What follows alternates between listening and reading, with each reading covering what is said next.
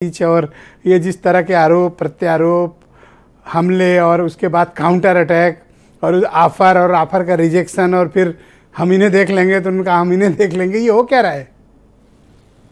देखिए, चुनाव 2024 का लोकसभा का होने वाला है और सारा वोट बैंक ओबीसी पर टिका है और लोगों की, राजनीतिक दलों की सियासत भी उसी के आसपास है। तो ऐसे में ये 2024 में ओबीसी वोट कैसे लिया जाए, इसको लेकर इस बयानबाजी को आप इस तौर पर देख सकते हैं। हालांकि इसको आगे चलकर परिवारवाद से भी जोड़ा गया, लेकिन परिवारवाद का एक मामला दूसरा है, ओबीसी की लड़ाई दूसरी है। देखिए, अखिलेश यादव ये जानते हैं कि पिछड़ों के नाम पर बीजेपी में सिर्फ केशव मौर्य एक बड़ा चेहरा है और अगर उनको लेकर कोई बयान किया जाए तो इससे एक पूरे समाज में एक संदेश जाएगा, क्योंकि वो खुद भी ओबीसी समाज से हैं अखिलेश यादव, और मौर्य के लिए वो बात कहते हैं तो वो एक चर्चा को चलाना चाहते हैं। क्योंकि अभी कुछ देर पहले लोगों ने कहा कि मौर्य जी को उतना सम्मान नहीं मिलता या मौर्य जी को कई बार अलग अलग मंचों पे अलग अलग जगह बैठाया जाता है, तमाम सारी बातें आती हैं।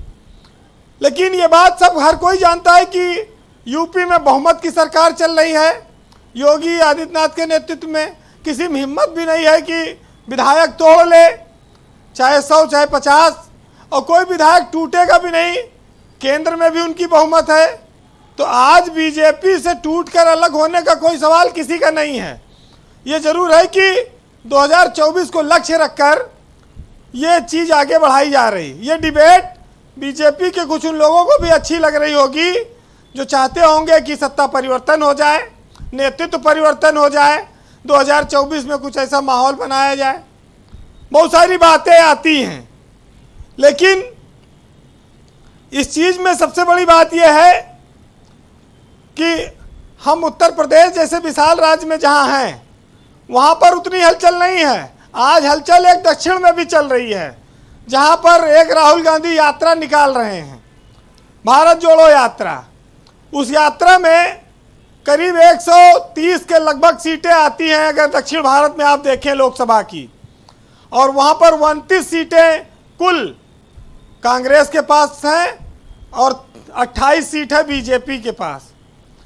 लोग ये कहते हैं कि अगर 129 में अगर कांग्रेस 70-75 सीट जीत ले तो बीजेपी की सीटें कम हो जाएंगी।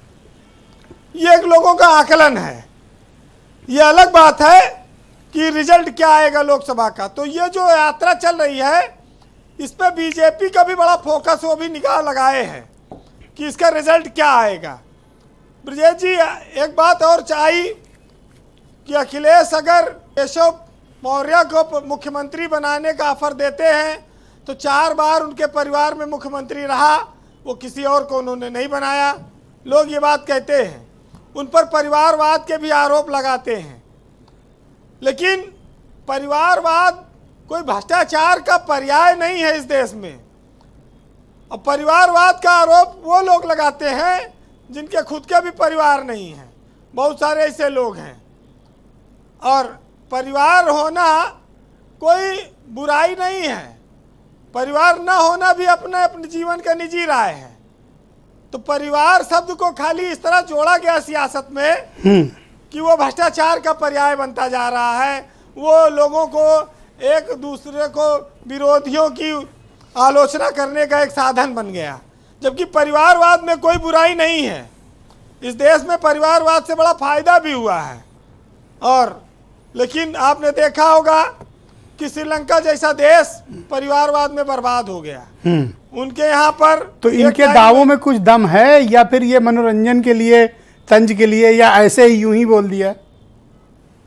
देखिए, दम तो कुछ नहीं है, लेकिन शायद अखिलेश यादव ने ये 2024 का चुनाव देखा होगा और बीजेपी में एक चर्चा चलाने की कोशिश की कि किसी ओबीसी को मुख्यमंत्री बनाया जाए, क्योंकि लोकसभा में ओबीसी का वोट बीजेपी लेना चाहती है।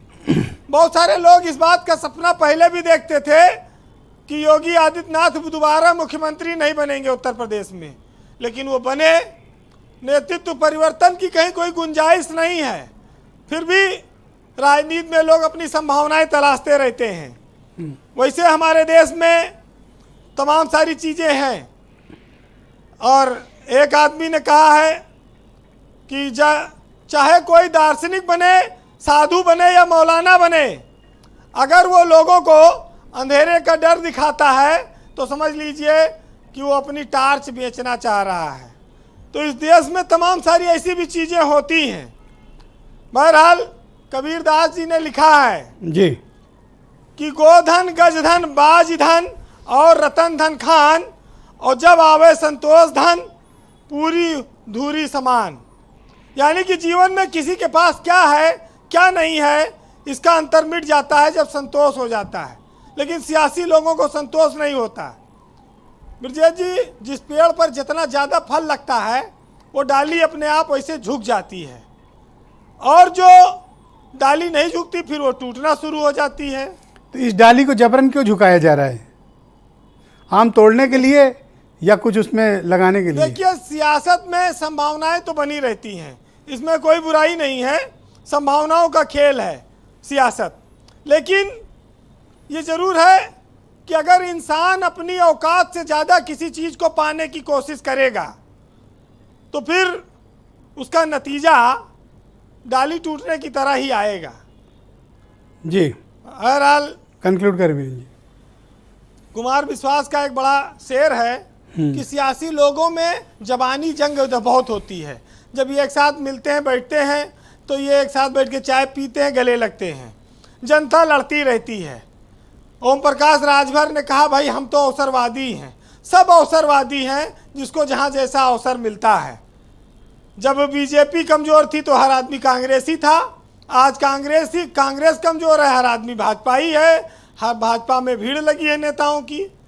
तो कुमार विश्वास का एक शेर है कि मेरे जीने और मरने में तुम्हारा नाम आएगा, और मैं सांसें रोक लूँ फिर भी यही इल्ज़ाम आएगा। हर एक धड़कन में जब तुम हो तो फिर अपराध का मेरा, अगर राधा पुकारेगी तो फिर घनश्याम आएगा। मतलब पावर बुलाएगा तो जाना ही पड़ेगा। शुक्रिया वीरेंद्र जी, बहुत बहुत धन्यवाद। एसएन सिंह जी, आपको विपक्ष के किस बयान